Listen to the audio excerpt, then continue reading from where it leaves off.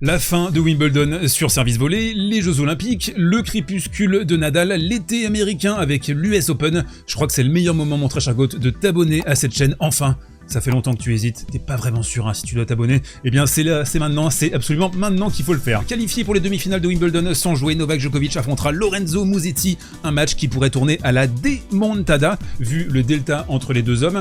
On va discuter de ça en détail d'ailleurs dans cette vidéo, sur le drama des blessures également, ça va être important de faire un focus là-dessus, et ma grosse preview des demi-finales. Je te laisse claquer ton meilleur pouce et on attaque juste après ça. Et on attaque ce côté réseau.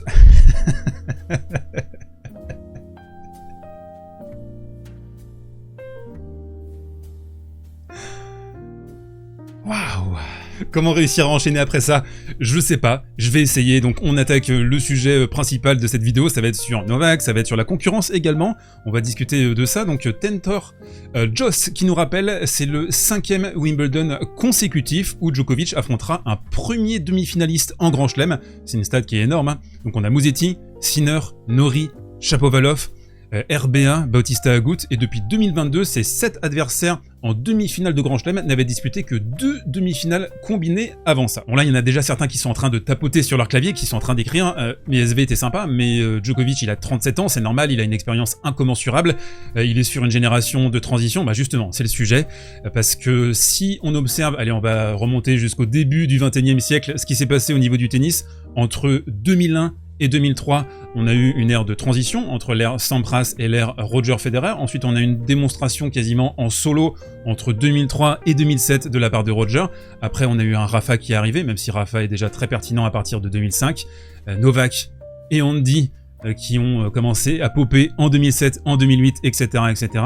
Et donc on s'est retrouvé dans cette fameuse ère du Big Four que j'ai détaillé lors de la vidéo hommage à Andy Murray, publiée il y a quelques jours maintenant sur la chaîne.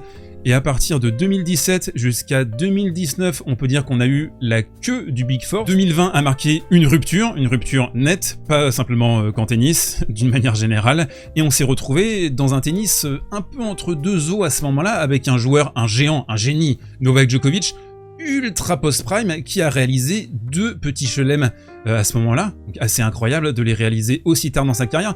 Donc une ère de transition, certains vont dire une ère faible. Si vous êtes fan de l'un ou de l'autre, je pense que vous avez le verbe peut-être plus facile du côté de l'ère faible, mais en tout cas, moi je voulais vraiment insister là-dessus, pointer ça. Vous imaginez l'état du tennis si Alcaraz et Sinner n'existaient pas, et Daniil dans une moindre mesure. On aurait pu peut-être inclure Zverev là-dedans, qui est quand même de plus en plus solide sur le format en Grand Chelem. Je continue sur mon tweet. Djokovic est un monstre colossal, mais derrière ce serait juste le vide intersidéral, une pure ère de farming.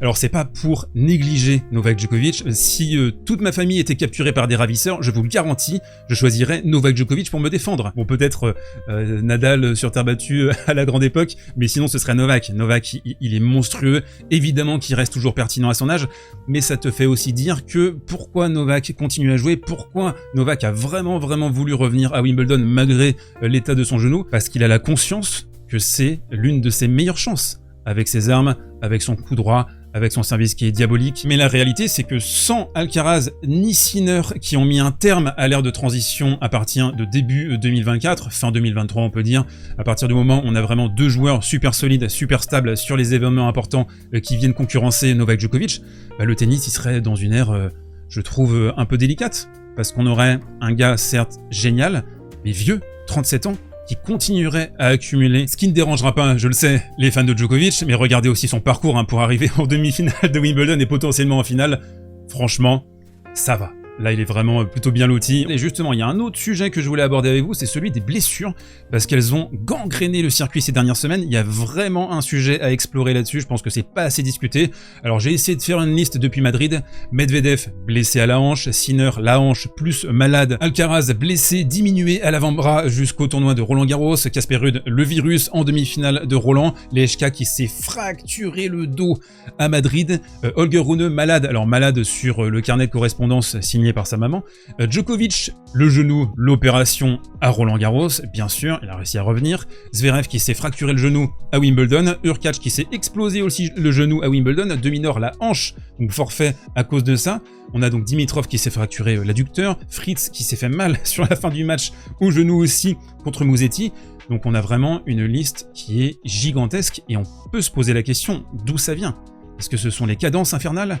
Est-ce que c'est la modification des balles qui sont plus lentes, c'est plus difficile de les faire vivre, le matériel au niveau des raquettes, le cordage, sans même parler des surfaces qui ont été homogénéisées vers le ralentissement, ce qui également profite à certains types de profils. Corentin Moutet qui a réagi par rapport à ça, qui a dit les seuls qui sont contre raccourcir les matchs, parce qu'il y a eu un débat sur les matchs en 2 sets gagnants, 3 sets gagnants pour les grands chelems, ça a été monté en épingle par McEnroe et par Novak Djokovic. Donc il dit pour préserver la santé des athlètes, sont des gens qui sont dans leur canapé ou derrière leur écran. Les blessures augmentent d'année en année, mais visiblement ça ne dérange personne. La question c'est quel avis compte le plus? Alors Corentin, je m'adresse directement à toi parce que je sais que tu regardes les vidéos. Il faudrait s'organiser en fait. Il faudrait s'organiser entre joueurs. Avoir un syndicat, donc on a la PTPA avec Novak Djokovic, mais ils n'ont pas assez d'importance, de puissance. Il faut s'organiser ensemble pour lutter contre ça, pour lutter contre l'ATP, pour leur dire non, les Masters 1000 sur 12 jours, c'est pas bien, les cadences de plus en plus infernales, c'est pas bien, les changements de balle à chaque tournoi, c'est pas bien, l'évolution matérielle, elle nous met dans la sauce. Toi, t'as été blessé, Coco, sur la saison dernière, et tu sais précisément ce que c'est, quoi. Donc, il faut s'organiser, il faut créer un collectif. Malheureusement, l'ATP, ils savent très bien que en ouvrant les Masters 1000 sur 12 jours, qu'est-ce qu'ils ont fait? Plus de thunes pour les organisateurs, plus de joueurs qui rentrent sur les tableaux. Donc forcément, les gars, à un moment donné, en fait, vous acceptez l'argent, vous prenez l'argent, personne va vous jeter la pierre. Attention, on sait combien c'est difficile de vivre du tennis quand vous êtes au-delà de la 150e place mondiale, que vous faites pas les cuts en grand chelem, bah c'est la sauce, c'est la galère, très clairement. Donc quand tu commences à gagner un peu d'argent, bah oui, tu veux te mettre en sécurité, ça coûte très cher également une saison en tennis, les déplacements, payer le coach, payer le physio, etc. Bien sûr, mais à un moment donné, il faut qu'on travaille collectivement aussi. Les personnes qui parlent de tennis, et vous, les joueurs, les acteurs, il faut avoir une voix commune, il faut s'organiser pour essayer de défendre ses intérêts. Un dernier mot sur le côté réseau, et il concerne Novak Djokovic encore, je sais, mais ça me paraissait important de signaler ça, donc vous savez ce qui s'est passé après son match face à Holger Rune. Je vais pas refaire le film, en gros, pour rappel, vraiment si vous avez coupé complètement avec Wimbledon, il y a eu donc des cris en mode Rune pendant le match, qui ont été manifestement utilisés par certaines personnes pour s'engouffrer et huer Novak, qui a pas du tout apprécié, et ensuite on s'est retrouvé sur une interview pour la BBC, et le journaliste de la BBC, il a posé 3 fois la même question, d'une manière un peu détournée, à Novak, qui a fini par s'agacer. Les gens de la BBC, au passage, qui ont un seum intersidéral envers Novak, les journalistes, il y a eu des tweets qui ont été exhumés, etc. On sent qu'au niveau de la BBC, ils sont pas trop fans de Novak historiquement. Donc ça, c'est un truc. L'autre point important pour moi, c'est tu as un gars comme Novak Djokovic en face de toi, une légende du jeu, une légende du sport. Vraiment, j'insiste, une légende du sport. Pourquoi lui poser 3 fois la même question sur un truc inutile, juste pour faire le buzz, juste pour extraire la petite phrase? Faites mieux, en fait. Faites mieux. Parce que je vous garantis, il y a un appétit pour autre chose. Il y a un appétit pour la tactique. Il y a un appétit pour la dimension mentale. Comment est-ce que Novak gère ça mentalement? Quels sont ses ressorts? À quoi il pense? Rentrer dans le détail. Poser des vraies questions, en fait. C'est malheureusement le sens du journalisme, et même moi je suis confronté à ça, les grosses phrases, les phrases chocs, les envolées lyriques qui vont ensuite être diffusées sur TikTok, sur les Reels. Je sais, je suis conscient de ça. Je fais partie intégrante de la machine, entre guillemets. Mais il faut essayer de faire ça, d'un côté, mais tu peux pas faire que ça. Allez, on bascule sur le coin tactique, et vous allez le voir, on a vécu un petit bonbon des îles aujourd'hui entre Musetti et Fritz, parce que c'était un match avec une forte dimension mentale, mais aussi technique. Vous allez le voir, Musetti, il a utilisé un schéma tactique et technique majestueux. D'abord, je voulais pointer ce gazon du cours numéro 1. Regardez les zones où le gazon est abîmé. Alors, on est peut-être à Estoril, on ne sait pas. Toujours est-il qu'on a vécu un premier set d'une grande pauvreté, disons-le clairement, beaucoup de fautes directes, des fautes grossières, beaucoup de tension sur ce quart de finale. Forcément, c'était une opportunité en or pour les deux joueurs. Musetti, premier quart de finale en carrière, en grand chelem. Donc forcément, il y a une occasion. En plus, tu joues Fritz, hein. Tu joues pas Prime Nadal, Prime Roger, Prime Novak, tu joues pas Daniil, tu joues pas Sinner, tu joues pas Alcaraz, il y a vraiment une opportunité. Fritz qui va remporter le premier set, on se retrouve dans la deuxième manche, Musetti qui a le break, qui sert à cet instant pour remporter le set, et on va voir une petite trace. Oui, une petite trace. au niveau du short. Et même dans le tie-break de la deuxième manche, il y a Musetti qui va servir une deuxième balle là comme ça à 160 km/h. On sent au niveau de l'impact, c'est pas clair, hein. Il a moitié boisé son truc, ça vient accrocher la ligne. Tu sentais qu'à ce moment-là, il avait pas du tout envie de jouer un deuxième coup de raquette. Mais c'est à cet instant de la partie, alors que nous rompicham, que Musetti va sortir de sa palette le coup définitif, le coup le plus important de la partie. Un slice court, intermédiaire, vénéneux à souhait, délicioso, il va jamais s'arrêter.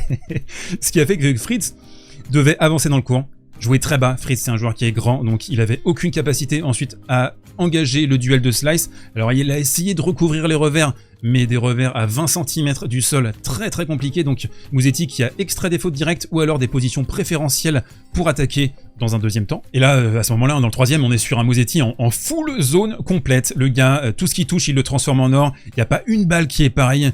Petit chop de coup droit, accélération complètement brutale en revers d'un coup. Ensuite, on va faire une amortie. Vraiment, il y a une grande variété. Il est complètement dans la zone. Et à contrario, Fritz... Vraiment, il y a une petite trace dans le calbar. Mais le problème de Musetti, c'est que beaucoup de ces schémas, ce sont des schémas à haut risque, à faible pourcentage. Là, on a une amortie et un lob en volée, majestueux, hein, forcément. Mais sortir ça en cadence, en fréquence sur 5-7, bah forcément il y a du déchet. Lolo Lamusette aurait pu remporter ce match en 4-7, il a eu 4 balles de break ici dans cette position. Alors malheureusement pour lui, très gros service de Fritz déjà, mais aussi de la passivité je trouve sur cette 4e balle de break, il est un petit peu loin. Alors ça a fonctionné sur d'autres portions de la partie, mais là il attend un peu et donc du coup il laisse Fritz l'opportunité de s'engager. Fritz qui va réussir à remporter la 4e manche en haussant le ton sur la qualité de ses retours, il va vraiment pleinement s'engager sur le jeu du break. Mais on va retrouver un Musetti qui va survoler la 5e manche avec le retour de ce slice magique. Alors est-ce que ce slice va fonctionner vendredi contre Novak Djokovic? Et bien justement, c'est l'heure du coin prono sponsorisé par les Winamax de Winamax. Vous avez un lien dans la description, jusqu'à 100 € de free bet pour toute première inscription sur le site de paris sportif de la légende. Offre exclusivement réservée aux adultes consentants, j'insiste. Donc nous avons les demi-finales de Wimbledon. Déjà, le tournoi est passé à une vitesse grandiose. On a les cotes que du premier match pour l'instant, mais on va quand même parler du Djokovic-Musetti. Mais commençons donc par le Carlitos Alcaraz versus Daniil Medvedev. 4-2 entre les deux hommes. Alors au niveau du head-to-head, on n'a pas vraiment de petits bonbons, à part la demi-finale l'année dernière à Wimbledon, parce que le Wimbledon 2021, il n'est pas intéressant, il n'est pas pertinent. Les deux matchs à Indian Wells, pareil, ça va pas être pertinent pour l'analyse. Le match au Masters qui a été joué la saison dernière, Daniil l'avait caviardé assez rapidement à partir de la fin du premier set. Et donc notre base analytique, ça va être le parcours des deux hommes à Wimbledon, ce qu'ils ont proposé depuis le début de la saison, mais aussi évidemment leur rencontre l'année dernière. Alors la première clé de compréhension, on va diviser en 3 parties. La première clé, c'est l'adaptation tactique de Medvedev. Il faudra impérativement qu'il ne laisse pas Alcaraz déjà s'échapper dans ce match-up. Il l'a dit après sa victoire face à Sinner, je voulais vraiment durcir, je voulais montrer à Sinner que, ok, t'as eu toutes ces victoires consécutives contre moi, mais on va se rencontrer encore plein de fois et il faut que je marque mon territoire. Donc ça, ce sera important également pour Daniil, qui ne devra pas proposer une seule tactique. Il faudra une tactique polymorphe, hybride. Daniil qui est un matcheur de très grande qualité, évidemment. Alors il a montré cette position plus haute sur le court, mais à la fois modulable. C'est ça qui est intéressant. Il est monté 41 fois au filet contre Sinner. Il faudra impérativement faire ça contre Alcaraz. J'ai vu également sur le début du match contre Sinner ce fameux coup droit de contre dans la diagonale frappé très fort, ce qu'il avait déjà produit sur la finale de l'Open d'Australie face à Sinner sur les premiers sets. Ça peut être intéressant hein, quand il se fait attaquer par Alcaraz, contrer très fort et essayer de repousser Carlitos. Bref, le plan, il est d'être globalement offensif. C'est le plan contre Alcaraz, avec pourquoi pas un verrouillage de la diagonale et surtout essayer d'excentrer Carlitos dans cette diagonale. La deuxième clé, ce sera le service. Grande variable chez Medvedev sur ce coup, surtout dans les moments chauds. Alcaraz, il a le service au corps qui est possible, mais est-ce que c'est vraiment efficace, utile face à un gars qui relance à 1m50, 2 mètres de la ligne de fond? Ça, ce sera à voir au niveau stratégique. Alcaraz, lui, est un joueur de +1, comme vous le savez, mais Medvedev, c'est un formidable anesthésiant de +1, donc il y aura vraiment une dynamique par rapport à ça. Et la troisième clé, c'est, je l'ai nommé, le contrôle du destin. Alcaraz conserve les clés de ce match par sa puissance, par sa variété, par sa créativité, par sa représentation de menaces. La gestion mentale de l'événement sera très importante. Alcaraz qui n'était pas vraiment prêt au combat à l'US Open en demi-finale la saison dernière. Donc on va avoir un créateur face un destructeur hybride. Donc pour moi, le ratio de ce match, c'est Alcaraz 62-38 et par conséquent, je vois Alcaraz s'imposer en 4-7, peut-être en 5 manches, mais je vois quand même Alcaraz passer et se qualifier en finale de Wimbledon. L'autre match, donc, vous l'avez compris, concerne Novak Djokovic, le croque-mitaine versus Lolo la musette. Donc il y a 5-1 dans les oppositions. Je vous laisse jeter un petit coup d'œil sur le head-to-head. On va parler des clés. Et la première clé, c'est le mental, bien sûr. Musetti connaît le chemin, certes, pour embêter à minima Novak. On se souvient bien sûr du match qu'ils ont joué il y a quelques semaines à Roland-Garros qui était épique mais qui s'est quand même retourné assez largement en faveur de Novak. Mais c'était sur terre battue, donc il y a vraiment une nuance. On peut parler également de la composition mentale de Djokovic qui est phénoménale dans les moments de tension. Ça s'effrite plus pour Musetti, c'est normal. Je pense que 99% du circuit, ça s'effrite plus que Novak, même 100% en fait on peut le dire. Et pour Musetti, être qualifié en demi-finale, c'est déjà un tournoi réussi au-delà des espérances. Il faut le noter, c'est important, il y a eu beaucoup d'émotions après sa qualification déjà en quart de finale. La deuxième clé, c'est le service et le retour, les 2 premiers coups de raquette. Novak qui serre le feu depuis quelques matchs maintenant, avec une bien meilleure qualité de retour que la musette, même si la musette a bien retourné contre Pecci Perica et contre Fritz, avec des jolis revers bloqués en retour. Il va falloir vraiment s'en taper un maximum de ça. Ça va être compliqué quand même. Novak donc aura plus de marge à mon sens pour breaker par rapport à Musetti, donc il va pouvoir remporter ses jeux de service à 40-0, à 40-15 et mettre la pression sur Musetti. Ça va être difficile à tenir, hein, surtout si tu sers derrière Novak. Et enfin, la troisième clé de compréhension, c'est le mode mission de Djokovic et l'expérience. C'est peut-être une des dernières meilleures chances de Djokovic de rajouter un 25e Grand Chelem à sa besace. Je pense qu'il sent qu'il faut sécuriser son record. Alcaraz qui est déjà à 3, c'est énorme à son jeune âge. Donc il a de l'avance sur Novak à son jeune âge. Alors évidemment, il faut aller empiler les 21 autres derrière. Mais j'ai vraiment la conviction que c'est pas du tout un record qui est intouchable, 24. Et quand il s'agit de l'expérience, elle est incommensurable pour Novak Djokovic. On a vu Musetti un peu mouillé face à Fritz. Alors si tu mouilles contre Fritz, contre Novak Djokovic sur le center court à Wimbledon en demi-finale, ça risque quand même d'être très compliqué. Je vois Novak Djokovic 85-15 contre Musetti.